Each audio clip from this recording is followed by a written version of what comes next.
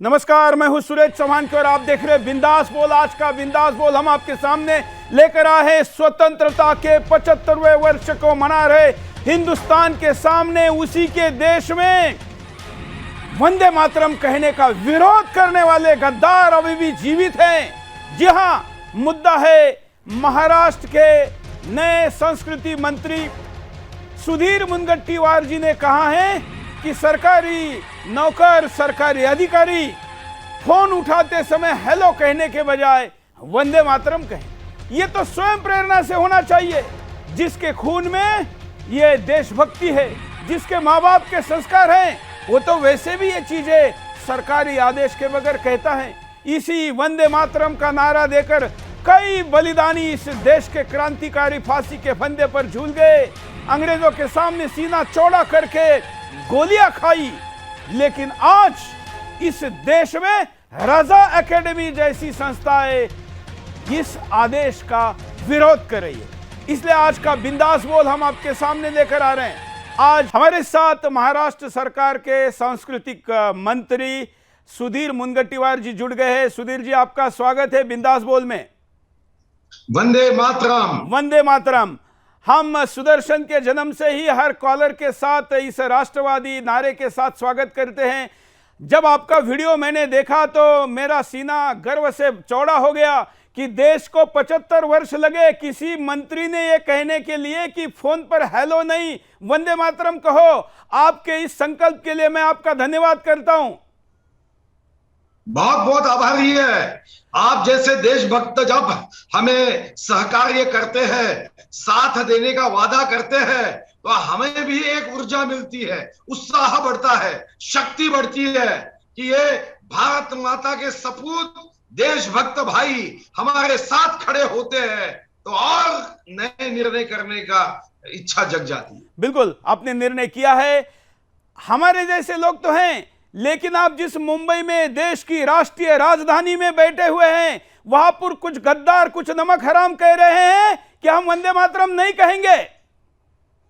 देखो भैया, ये तो जब व्यापार युग था, सत्य युग था, त्रेता युग था, तब भी ऐसे लोग हमेशा रहे हैं। बुराई और अच्छाई की लड़ाई हमेशा रही है। वंदे मातरम ये हमारे लिए सिर्फ शब्दों का समुच्चय नहीं है, ये कोई पद्य नहीं है, ये कोई गीत नहीं है, ये कोई कविता नहीं है, ये कोई भावगीत नहीं है। हमारे महाराष्ट्र के कवि ने बहुत अच्छा वर्णन किया है। वेद मंत्रा हून अम्मा वंदे वंदे मातरम। भगवान के मुख से निकले हुए वेद मंत्र से राष्ट्रभक्त, देशभक्त, शहीदों के ओठों से निकला हुआ वंदे मातरम ये हमें प्राण प्रिय है। हम ऐसे देश के भारत माता के सपूत हैं जहां देश को हम निर्जीव वस्तु नहीं मानते। पाकिस्तान माता की जय कोई नहीं कहता, मगर हम भारत माता की जय इसलिए कहते हैं कि हम देश को निर्जीव नहीं, जिस देश में हमारा जन्म हुआ, जिस देश के लोगों ने हमें साथ दी, जिस भूमि पे हमने सेवा की है, जिस भूमि का अन्न खाया है, वो माता समान है। और वो माता का गुणगान गाना, यही तो वंदे मातरम हमें सिखाता है। श्रद्धेय अटल जी बहुत अच्छे ढंग से कहते थे, मातृभूमि से बढ़कर कोई चंदन नहीं होता और वंदे मातरम से बढ़कर मातृभूमि का कोई वंदन नहीं होता। अब वंदे मातरम ये मातृभूमि का वंदन है। जो लोग इसे मातृभूमि नहीं मानते वो क्या निर्णय करते, वो निर्णय करे। विरोध करने वालों के बारे में मेरे मन में कोई द्वेष नहीं है।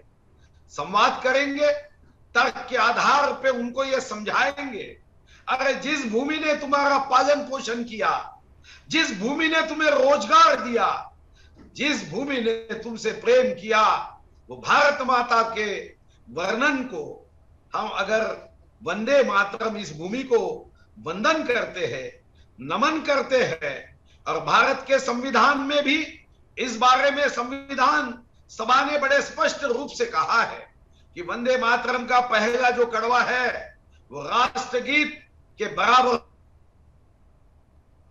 दर्जा देते हैं। संविधान पे अगर विश्वास होगा तो भाई साहब संविधान ने ये कहा है, अगर आप कोई जाति के हो, धर्म के हो, रंग के हो, वंश के हो, वय के हो, ऊंचाई के हो, वजन के हो, संविधान पे तो विश्वास होना चाहिए। बाबा साहब ने तब जिना के लिए भी कहा था। आपको याद होगा कि मुस्लिम लीग ने जब कहा कि हम वंदे मातरम नहीं कहेंगे, तो बाबा साहब ने कहा था कि ये कहना होगा, और अगर विभाजन करते हो तो सारे उधर भेजो और सारे हिंदू इधर आए। बाबा साहब अंबेडकर ने कहा था। विश्व रत्न महामानव डॉक्टर बाबा साहब अंबेडकर जी ने इसीलिए घटना करते समय घटना समिति के डिबेट में बड़े स्पष्ट रूप में कहा है कि अगर भूमि को नमन नहीं करते हो, भूमि को वंदन नहीं करते हो, इस भूमि को आप वंदन करते समय अपना नहीं मानते हो, तो नहीं चलेगा। और इसीलिए संविधान में हमें अपने डायरेक्टिव्स में बड़े स्पष्ट रूप से यह निर्देशित किया है कि राष्ट्र ध्वज हो, ये देश का मानबिंदु हो, ये देश की अस्मिता की बात हो, ये देश की आस्था की बात हो। हमने इस देश की आस्था का, मानबिंदु का, इस देश के पवित्र चिन्हों का, हमारे राष्ट्र ध्वज का सम्मान करने की जिम्मेदारी ये सब पर है वो। ये शब्द ये तो अंग्रेज ने पैदा किया हुआ शब्द है। ऑक्सफोर्ड डिक्शनरी में 1827 के पहले ये शब्द नहीं था। हैगो का अर्थ तब आश्चर्य व्यक्त करने के लिए किया जाता था।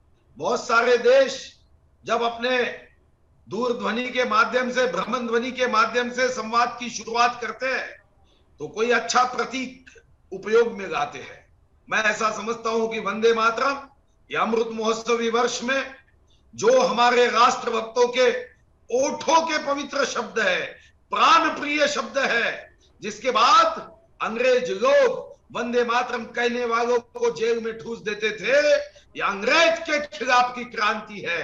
अमृत महोत्सवी वर्ष में मैं ऐसा समझता हूं कि जो लोग इस भूमि को वंदन करने की इच्छा रखते हैं, नमन करने की इच्छा रखते हैं, प्रणाम करने की इच्छा रखते हैं, हैलो की जगह वो वंदे मातरम ये शब्द के शुरुआत में, संवाद की शुरुआत के लिए उपयोग में लाए। सुधीर जी, आप उस राज्य से है जिस राज्य के दूर दराज के नंदुरबार जैसे शहर में एक शिरीष कुमार जैसा छोटा सा बालक जो कि स्कूल में जा रहा था और अंग्रेजों ने कहा था कि जो वंदे मातरम कहेगा, जो तिरंगा लेकर प्रभात फेरी करेगा तो उसके ऊपर गोली चलाएंगे। लेकिन इतना छोटा सा शिरीष कुमार भी तिरंगा हाथ में लेकर वंदे मातरम कहते हुए निकलता है, सीने पर गोली झेलता है, बलिदान देता है। उस जगह पर इसका विरोध, ये बड़ी गंभीर बात है। निश्चित रूप से, और इसीलिए हम ये अभियान 26 जनवरी 2023 तक करेंगे। चांदा से बांदा तक, गढ़चिरौली से गढ़िलस तक, सब समाज को साथ लिए, सब युवाओं को साथ लिए हमने एक बहुत बड़ा अभियान करने का निर्णय किया है। और हम चाहते हैं कि लोकसभा से यह अभियान ये यशस्वी हो। और इसके लिए हमने अभियान की शुरुआत करने के लिए कल बैठक की नियोजन किया है। कुछ मुद्दों के आधार पे हर जिले में, हर तहसील में विविध माध्यमों से हम ये कोशिश करेंगे कि अमृत महोत्सवी वर्ष पर विश्व गौरव, देश गौरव, गरीबों के मसीहा जिन्होंने अपना जीवन भारत माता के चरणों में देश के देशभक्त भाइयों के सुजलाम सुफलाम देश का सपना देखकर एक भूख मुक्त भारत, भय मुक्त भारत, विषमता मुक्त भारत, रोजगार युक्त भारत, आत्मनिर्भर भारत, संपन्न भारत, $5 ट्रिलियन इकोनॉमी का भारत, विश्व गौरव भारत ये बनाने का जिन्होंने सपना देखा है, उन्होंने हर घर तिरंगा, हर मन तिरंगा करते हुए अमृत महोत्सवी वर्ष के इस उपलक्ष्य में जिन्होंने प्राणों की आहुति देकर स्वाधीनता का मंगल कलश हमें दिया, ये तिरंगा हमारे लिए कोई कापूस से धागा बना और कपास से धागा बनकर तिरंगा नहीं बना। ये तिरंगे में हम लाखों शहीदों की स्मरण करते हैं, उनको नमन करते हैं। इसमें हम नेताजी सुभाष चंद्र बोस के त्याग को देखते हैं, शहीद आजम भगत सिंह के कुर्बानी को देखते हैं, स्वतंत्र वीर सावरकर के वो समर को देखते हैं, महात्मा गांधी जी के कन्याकुमारी से कश्मीर तक देश को जगाते हुए चले जाओ भारत छोड़ो क्विट इंडिया के शब्द को देखते हैं। तो हमें तिरंगे के साथ देशभक्तों के ओठों का वो प्राण प्रिय शब्द वंदे मातरम, ये हमें लोगों के हृदय तक पहुंचाना है।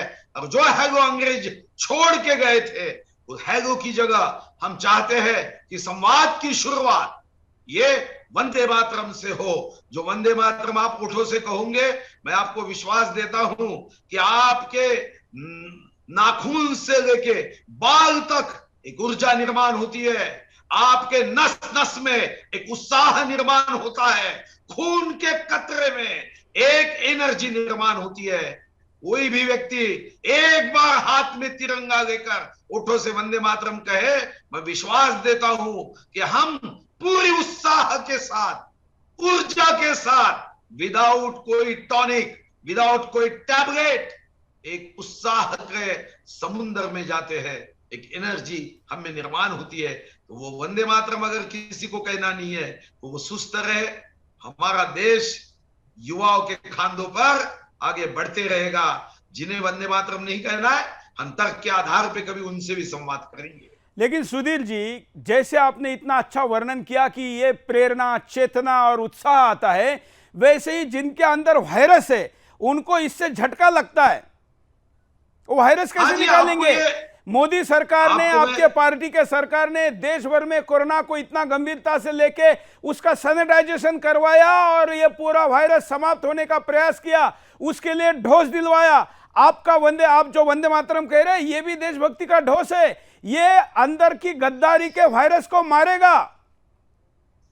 निश्चित रूप से ये भी एक वैक्सीन है भाई। हाँ। और आपके जानकारी के लिए एक बात मैं बड़ा स्पष्ट कर दूंगा। हाँ। कि ये कुछ लोग होते हैं, मैं 2 दिन से कई मुस्लिम भाइयों के साथ जब बात करता हूं, और ये मैं भारत माता की कसम लेके आपको सही बता रहा हूं कि कई मुस्लिम भाई मेरे से भी ज्यादा उत्साह से वंदे मातरम कहते हैं। तो मैं समझता कोई चंद लोग रहते हैं जो स्वार्थ की राजनीति को पसंद करते हैं।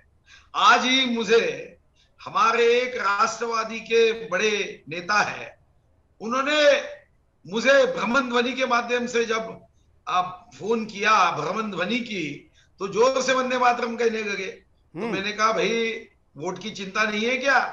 बोले देश के सामने वोट की चिंता कैसे हो सकती है? देशभक्ति से जो खून न खोगे, खून नहीं वह पानी है, मातृभूमि के काम ना आए वो बेकार जवानी है। बिल्कुल। तो मुझे लगता है कि हर पार्टी के लोग, वो चाहे कोई भी पार्टी के हो, वो वंदे मातरम कहते हैं, कोई भी धर्म के हो, वो तो देश को नमन करते। कुछ लोग तो रहेंगे भाई, ये तो हर युग में रहेंगे, तो कलयुग है ये। सुधीर जी, मैंने अपना महाविद्यालयीन जीवन मतलब शैक्षणिक शिक्षा समाप्ति के बाद एक अभियान चलाया था जिसका मराठी में नाम था देहाकडून देवाकडे जातानी वाटे देश लागतो। मतलब मैं हिंदी में दर्शकों को बताऊं कि देह से देव के पास जाते समय रास्ते में देश लगता है। और ये अभियान का स्वरूप ये था, ये शायद आपके काम आएगा इसलिए मैं बता रहा हूं।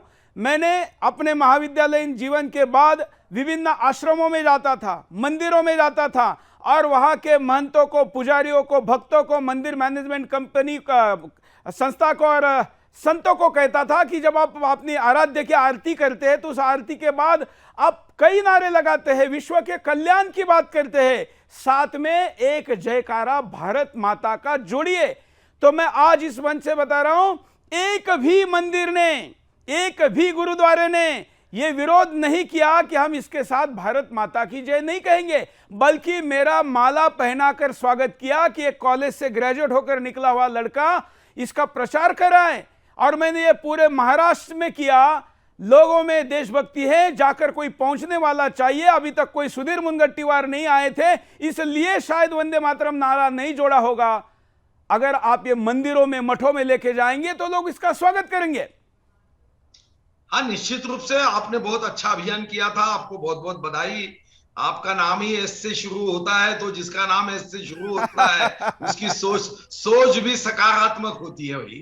तो आपकी सोच सकारात्मक थी, ये बात तो सही है कि हम सब लोग मिलकर ही इस बातों को राष्ट्रवाद में अगर परावर्तित करते हैं तो मैं समझता हूं कि भारत माता की जय कहते हुए हम 100% 100% वैल्यूम से जय कहते हैं, मगर हमें सभी को एक बात का अमृत महोत्सवी वर्ष पे संकल्प करना होगा कि देशभक्ति ना हो क्षणिक उबाल, मन में पले वह पूरे साल।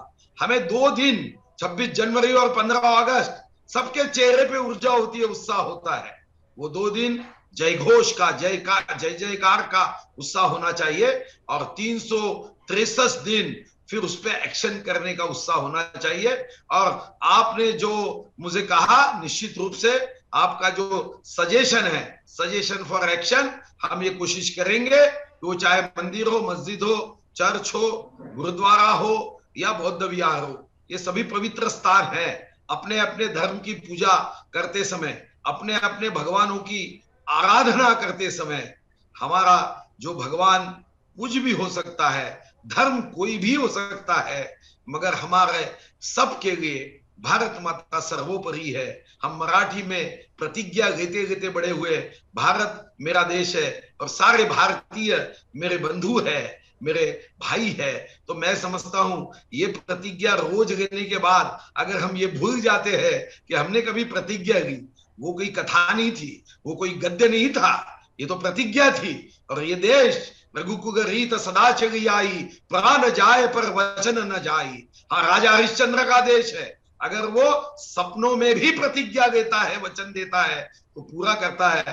तो हमने तो बचपन में हमारे प्रतिज्ञा को याद करना चाहिए, और उस प्रतिज्ञा के आधार पे कोई भी जात धर्म का हो, हमारा रंग कोई भी हो, मगर एक तिरंगा है जो हम सबको एक करता है, एक वंदे मातरम है जो हमें उत्साह निर्माण करके राष्ट्र भक्तों के ओठों के शब्द हमारे ओठों पे गाता है, और हमारा एक राष्ट्र गीत है सबकी जय हो कहते हुए हमें प्रेरणा देता है कि देश की जय करने की। तो मुझे लगता है इसको कोई धर्म ने अपने खिलाफ नहीं मानना चाहिए। धर्म ने जब किया होगा तब कहां पता था कि भारत देश होगा, वहां वंदे मातरम होगा। तो शायद धर्म में ये बात तभी बताने के लिए भूल गए होंगे, मगर ये भूमि को नमन करना, मातृभूमि को वंदन सुधीर करना, जी, ये कोई धर्म नहीं। आप तो छत्रपति शिवाजी महाराज के महाराष्ट्र से बैठकर बात कर रहे हैं, जहां से राष्ट्रभक्ति विश्व में प्रकटती है। दुनिया के कई देशों को छत्रपति शिवाजी महाराज की युद्ध कला प्रेरणा देती है, वहां पर उनके नारे लगते हैं। लेकिन क्या आपको ऐसा नहीं लगता कि पिछले कुछ वर्षों में महाराष्ट्र में छत्रपति शिवाजी महाराज के मावड़ों से ज्यादा गद्दार और मानवता का दुश्मन औरंगजेब के चेलों की संख्या बढ़ रही है? देखो, संख्या नहीं बढ़ रही है, मगर ऐसा होता है कि जैसे सफेद कुर्ते पे एक भी काला धब्बा रह जाता है तो दिखने में वो काला धब्बा दिखता है। तो उसको साफ करना सत्ता का काम है ना, उसको साफ करना सत्ता का काम है। तो यही तो देशभक्ति की भावना, ऐसे जो सोच है उस सोच को रजा एकेडमी ने आपका विरोध किया है। आप जुड़ने के पहले मैंने रजा एकेडमी का पूरा काला चिट्ठा लोगों के सामने रखा। जिस रजा एकेडमी के गुंडों ने हमारे शहीद स्मारक पर लात मारी थी, ऐसी रजा एकेडमी आपका विरोध कर रही है। वो अभी तक महाराष्ट्र में क्या कर रही है? जाकिर नाइक की तरह उस पर एक्शन क्यों नहीं होती? देखो, रजा अकादमी कुछ भी विरोध करने की कोशिश करे, जब वंदे मातरम का जयघोष शुरू हो जाएगा, कभी उन्होंने किसी को भ्रमण ध्वनि किया, दूरध्वनि किया, वहां से वंदे मातरम उनको सुनाई देगा, उनके कानों पे वंदे मातरम जाने के बाद मैं निश्चित रूप से कहता हूं कानों से गया हुआ शब्द उनके ब्रेन में ऐसा फिट हो जाएगा कि 2022 को विरोध करने वाले 26 जनवरी 2023 तक सुधर जाएंगे। मैं जरा कंट्रोल रूम को अपील करता हूं, रजा एकेडमी का फोन नंबर निकाल कर स्क्रीन पे चलाइए, और दर्शकों को अपील करता हूं कि इस फोन पर कॉल करके वंदे मातरम कहिए। उधर से क्या कह रहा है ये मत सुनिए, आपको एक कॉल करना है रजा एकेडमी के फोन नंबर पर, उनकी वेबसाइट पर भी नंबर उपलब्ध है। अगर जिन लोगों के पास रजा एकेडमी के अधिकारियों के पदाधिकारियों के मोबाइल नंबर भी है तो कॉल करिए, वंदे मातरम कहिए, क्या आपको फीडबैक आता है हमको बताइए। यह भी एक तरीका हो सकता है आपको आंदोलन करने का, उन लोगों को समझाने का कि आपके पास आपके मन में क्या भावना है। सुधीर जी, मैं अब एक इस कैंपेन को आगे बढ़ाने के दिशा में आपसे कुछ समझना चाहूंगा। जैसे ये आपने तो महाराष्ट्र के लिए घोषित किया है, लेकिन आपने इसकी कोई नियमावली, इसका एक्शन प्लान कुछ बनाया है जो आप दर्शकों को बताएं? 3 बातों पे इसका हम काम करने वाले हैं। पहली बात कि हम जितने हमारे यहाँ कर्मचारी अधिकारी है उनको आह्वान करने वाले हैं कि आप आपके दूरध्वनि के माध्यम से या भ्रमण ध्वनि के माध्यम से ये आदत डालने की कोशिश करिए कि जब भी संवाद की शुरुआत होती है वो वंदे मातरम से हो। और मैंने देखा, अभी तो हमने इस बारे में कोई आह्वान पत्र या सरकारी परिपत्र जारी नहीं किया, मगर मुझे कई अधिकारियों को मैंने देखा कि जो वंदे मातरम से अपने संवाद की शुरुआत करते हैं। फिर दूसरा कि वंदे मातरम ये शब्द, इसका उपयोग ये क्यों किया जाना चाहिए।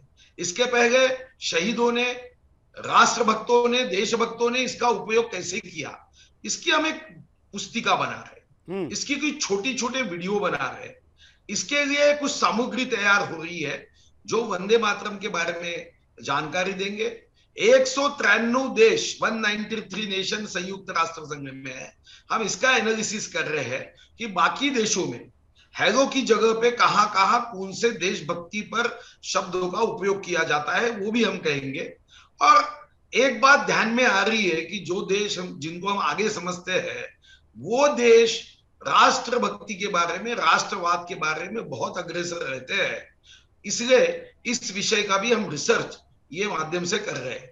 फिर तीसरा जो मुद्दा है वो हम भौतिक दृष्टिकोण से अभियान करेंगे, जिसमें जनता को आह्वान करना, एक हम ऐप बना के माध्यम से, एक पोर्टल बना के हम चाहते हैं कि इस वंदे मातरम अभियान में 1 करोड़ युवा, युवती, विद्यार्थी, विद्यार्थिनी और महाराष्ट्रीयन लोग 1 करोड़ इसमें शामिल हो इस अभियान में। इसलिए यह अभियान को हम चांदा से बांदा तक, गढ़चिरौली से गढ़हिंग्लज तक, हर घर में, हर हृदय तक, जन जन के मन मन तक पहुंचाने का और उस अभियान को 26 जनवरी तक चलाने का ये हमने निर्णय किया है।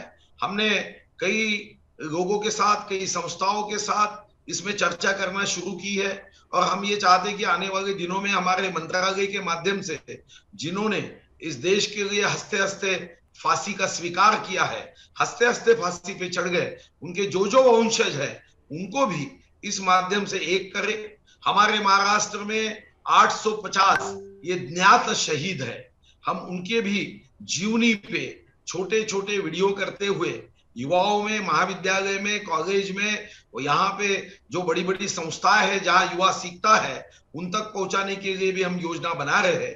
एक अभियान आने वाले 15 दिन में अपना पूरा मूर्त रूप लेगा। उसके बाद कुछ लोग जो नामचीन होते हैं वो भी संपर्क में हमारे हैं। वो नामचीन लोगों के माध्यम से वंदे मातरम सभाएं होगी, वंदे मातरम कार्यक्रम होंगे, पथनाट्य होंगे, वाद विवाद परिसंवाद स्पर्धाएं होगी। दूरध्वनि के माध्यम से जो कंपनियां हैं उसमें आइडिया ने अभी VI, वोडाफोन और आइडिया एक हुई, हम उनसे समय मांग रहे, उनसे हम अपील कर रहे हैं कि आप हमने एक रिंगटोन बनाई है, ये रिंगटोन वंदे मातरम का महत्व भी कहेगी और आवाहन बिल्कुल चीफ है उनसे बात कर रहे हैं कि वो भी इस बारे में आगे आए। तो ऐसी कई बातें जो है हमने भी रिंगटोन बना के रखी है जो आप कह सकते हो, जिसके माध्यम से आपने रिंगटोन एक्सेप्ट की कि फिर वो दूसरा कोई भी आपको फोन करेगा तो उसको वंदे मातरम कहना चाहिए, ये आह्वान होगा।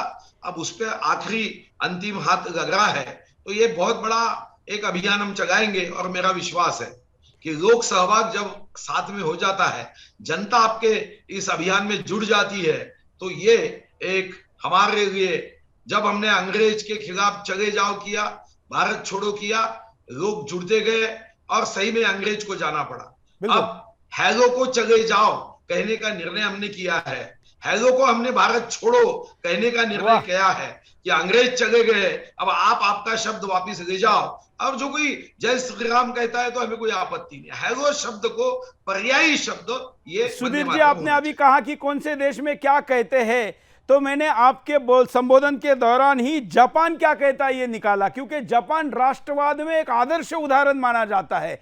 और जापान में कहते हैं कोनिचिवा, मतलब हेलो तो नहीं कहते। अब कोनिचिवा का मतलब क्या होता है मुझे पता नहीं, या दर्शक भी नहीं जानते होंगे, लेकिन हेलो तो नहीं कह रहे। उसका जो मैंने ट्रांसलेशन करके देखा उसके अनुसार वो कहते हैं कि आपका सब कुछ अच्छा हो, ये उनका सांस्कृतिक अभिवादन है। तो जब जापान जैसा देश ये कहता है, मैं राष्ट्रवाद का नाम आपने लिया और मुझे लगता है कि मेरे मन में ऐसी शंका आई थी कि आपने जब 193 देशों की बात कही तो सच में कहा कहीं बदलाव होगा क्या, तो देखिए जापान में तो बदलाव है, तो हिंदुस्तान में क्यों नहीं हो सकता। एक और बात मैं कहना चाहूंगा कि आज इस आपके अभियान के बाद महाराष्ट्र में कितने लोग जुड़े हैं वो तो पता चलेगा ही, लेकिन महाराष्ट्र के बाहर भी इस अभियान को बड़े पैमाने पर लोग चलाना चाह रहे हैं, तो उनको आप कैसे जोड़ेंगे? देखो, मैं तो महाराष्ट्र का सांस्कृतिक मंत्री के नाते ये अभियान शुरू कर रहा हूं, पर मेरा विश्वास है कि आखिर ये अभियान कोई सिर्फ महाराष्ट्र तक सीमित नहीं रहेगा। मुझे तेलंगाना से कई लोगों के फोन आए, अब हैदराबाद में मुझे निमंत्रित किया गया, तो मैंने ये सोचा है कि हम इस विषय को लेकर एक रिसर्च बुक बनाए, जो रिसर्च बुक एक QR कोड के साथ होगा और लोगों में डिजिटल बुक के माध्यम से हम ये चाहेंगे। मगर ये बात सही है, मैं एक सामान्य व्यक्ति हूं, छोटा व्यक्ति हूं, महाराष्ट्र तक सीमित मेरी जिम्मेदारी है, तो मेरी तो यही कोशिश होगी कि महाराष्ट्र से ही चले जाओ का आंदोलन शुरू हुआ। गवालिया टैंक में 7-8 अगस्त को वहां पे कांग्रेस कार्यकारिणी की एक राष्ट्रीय कार्यकारिणी हुई थी और 9 अगस्त को चले जाओ क्विट इंडिया का नारा दिया था। और जिस जिले से मैं आता हूं, जब कन्याकुमारी से कश्मीर तक, कामरूप से कच्छ तक ये भारत छोड़ो का आंदोलन शुरू हुआ, तो पहली बार अंग्रेज को खदेड़ने का काम मेरे जिले में किया गया। चंद्रपुर में 16 अगस्त 1942 में यूनियन जाग को नीचे लाया गया, तिरंगा फहराया गया और बर्लिन आकाशवाणी से घोषणा हुई कि अंग्रेज के हाथों से अगर कोई भूभाग पहले मुक्त हुआ तो जिस जिले का मैं विधायक हूं वो जिला मुक्त हुआ है। तो जिस जिले में हमारे पुरखों ने पहली बार यूनियन जाग को नीचे करते हुए वहां पे अपनी शूरता दिखाई, वीरता दिखाई, तो उस जिले के नागरिक के नाते, उस पुरखों के स्मरण के नाते ये वंदे मातरम, ये शहीदों के, राष्ट्र भक्तों के ओठों के शब्द हर फोन के पहले संवाद के लिए इस्तेमाल करना चाहिए। ये कोशिश मेरी रहेगी और मेरा विश्वास है कि लहरों से डरकर कोई नौका पार नहीं होती, कोशिश करने वाले की कभी हार नहीं होती। बिल्कुल, और हम आपके साथ जुड़ेंगे इस अभियान को लेकर। यह अभियान किसी के, आपने तो अपनी शालीनता दिखाई कि आप केवल मंत्री महाराष्ट्र के हैं, लेकिन यह अभियान तो यूनिवर्सल है, क्योंकि वंदे मातरम में कहीं अपने देश, मतलब वंदे मातरम अगर कोई अमेरिका में कहेगा तो अपनी भूमि को उसका वंदन होगा, वो कहें ये अभियान हम हिंदुस्तान में सभी जगह पर चलाए, और ये अभियान हिंदुस्तान के बाहर रहने वाले भारतीयों में भी हम आपके साथ चलाएंगे। आप जो भी वहां का लिटरेचर बनाएंगे हमको दीजिए। सुदर्शन प्रतिबद्ध है, क्योंकि इस चैनल का नारा है केवल चैनल नहीं, देश नंबर 1 बनाना है, और देश नंबर 1 बनाने के लिए हर व्यक्ति के मुख में, मन में, मनसा वाचा कर्मणा, इसमें देशभक्ति होनी चाहिए। सुधीर जी। हाँ जी, सुदर्शन जब साथ में होगा तो सत्य असत्य, धर्म अधर्म के युद्ध में धर्म की जीत होगी, सत्य की जीत होगी, राष्ट्रभक्ति की जोत होगी, क्योंकि सुदर्शन साथ में।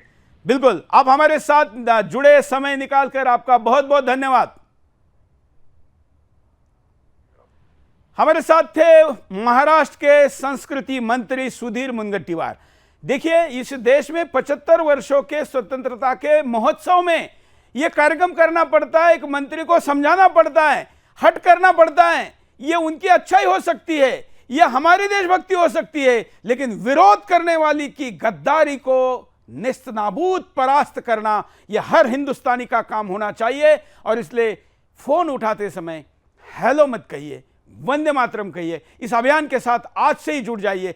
दर्शक क्या कहते हैं? जब हमने पूछा कि वंदे मातरम का विरोध देशद्रोह नहीं तो क्या, इस प्रश्न पर दर्शकों का पोल लेते हैं। कार्यक्रम के प्रारंभ का पोल आप देख चुके हैं। अभी कार्यक्रम के अंत में जब मैं आपको ये दिखा रहा हूं तो ये पोल दिखा रहा है क्या वंदे मातरम का विरोध देशद्रोह है? तो 98% लोग कह रहे हैं कि वंदे मातरम का विरोध देशद्रोह है।